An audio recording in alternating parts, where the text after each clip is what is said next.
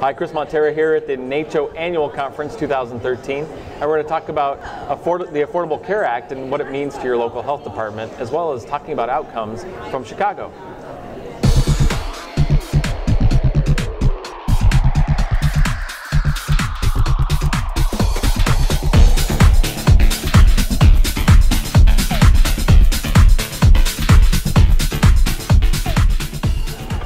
Hi, Chris Montera back with you, and I'm here today with Bechara Choucair. He's a family physician, formerly in another life, and now you work for the Chicago Department of Health. Tell me a little bit about what you do and how you kind of got into that role.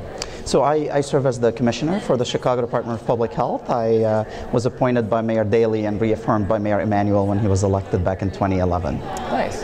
And so what do you find rewarding about that job over what you were doing as family physician?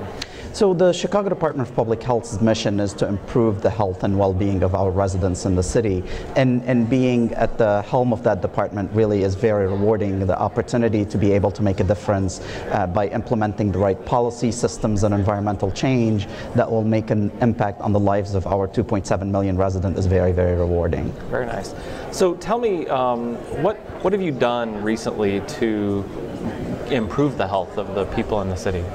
So when Mayor Emanuel was elected back in May of 2011, he made a commitment that in the first 100 days of his administration, he wanted to launch a public health agenda for the city, and that's exactly what we've done. So we've launched Healthy Chicago, and this is our public health agenda where we've identified 12 public health priorities.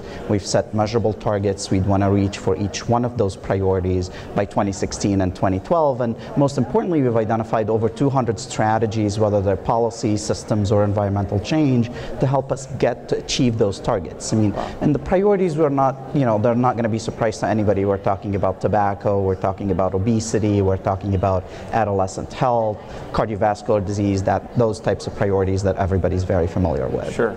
So when looking at the Affordable Care Act and where we're moving into the next phase of that, how can we apply that to a local public health department, or at least how are you doing that in your agency? So right after the President signed the Affordable Care Act into law, around June of 2011, the federal government released the National Prevention Strategy, and this is really tied in directly to the Affordable Care Act. And what Healthy Chicago is really the local implementation of that National Prevention Strategies. Okay. So we took those priorities and we've identified those strategies to make a difference. So for example, we're creating more smoke-free environments in Chicago. Many of our universities and higher education institutions are now smoke-free. We're working with the Public Housing Authority, and now we have 4 Chicago housing developments that are now totally smoke-free. Wow. We've worked with the private sector and over 3,200 residences in Chicago, private residences becoming tobacco-free. So I mean, these are the types of strategies that we focused. A lot of work on obesity. We're creating more and more protected bike lanes in the city, more than any other city that I'm thinking of. I mean, wow. 27 miles of protected bike lanes over the last year and a half is a significant achievement. So it's those types of strategies that we're taking from that national prevention strategies and we're really implementing in Chicago that we think are going to make Chicago a much healthier city. Well, I think that's what we all love about public health, is taking, getting us out of that, how we practice medicine from an individual's perspective all the way up to the policy development and making a huge impact on people. So when we're moving into affordable care and we're looking at partnering with new people and some of the new agenda, how do you see public health? Where's our niche? I mean, where do we fit in there? So the way I look at our role as a department and how it intersects with the Affordable Care Act is really at 3 different levels. So we have the prevention stuff that we've talked about, the tobacco, the obesity work, the teen pregnancy prevention work. All that prevention work that was core to the Affordable Care Act is really where the health departments are really the leaders in making sure that we're moving this forward. And in Chicago, under the leadership of the mayor, we've been very aggressive in making that happen. The second bucket, I think, think is around access to insurance. I mean, in Chicago, we have over 500,000 adults who are uninsured in our city, and the large number of those will have the opportunity to actually get insurance, get access to care, and we want to make sure that we're at the heart of that conversation. So we've worked with the Cook County Health and Hospital System to make sure that they've gotten a 1115 waiver, so they are now already enrolling people who are uninsured in Medicaid Expansion in Chicago and Cook County. They have 115,000 slots, so it's a lot of people who will have access to insurance.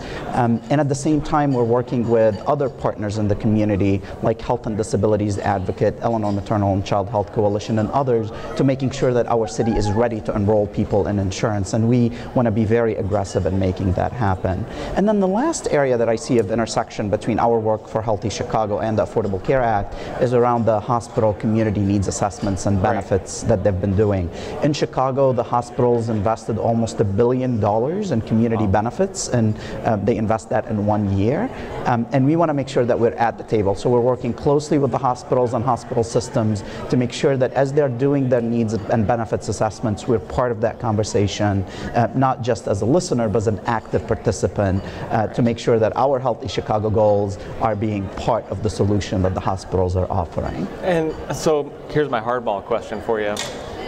We're creating this expansion piece, and it's easy to give people a card and give them access, but if there's nobody to receive that, how are you guys working in your local community to make sure that people have a place to go once they access, once they have a pass, if you will, to get into the healthcare system?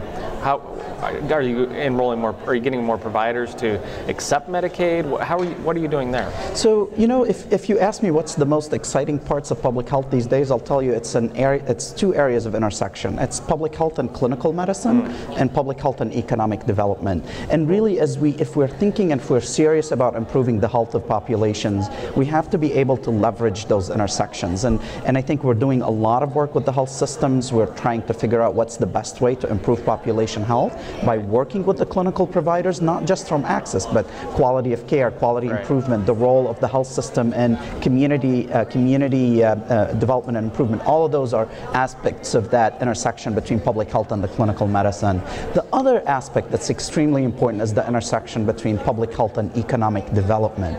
You know, if you think about it, the more we get people out of poverty, the more we get empower people to get better education, better jobs, all of that better, you know, anytime we're improving the economic status of our communities, we're automatically improving the public health of those communities. So our partnerships with economic development organizations like LISC Chicago and others are critical in making sure that Chicago is taking the right steps to becoming the healthier city in the nation. Oh, that's great work. Dr. Bechara, your first name is Bechara.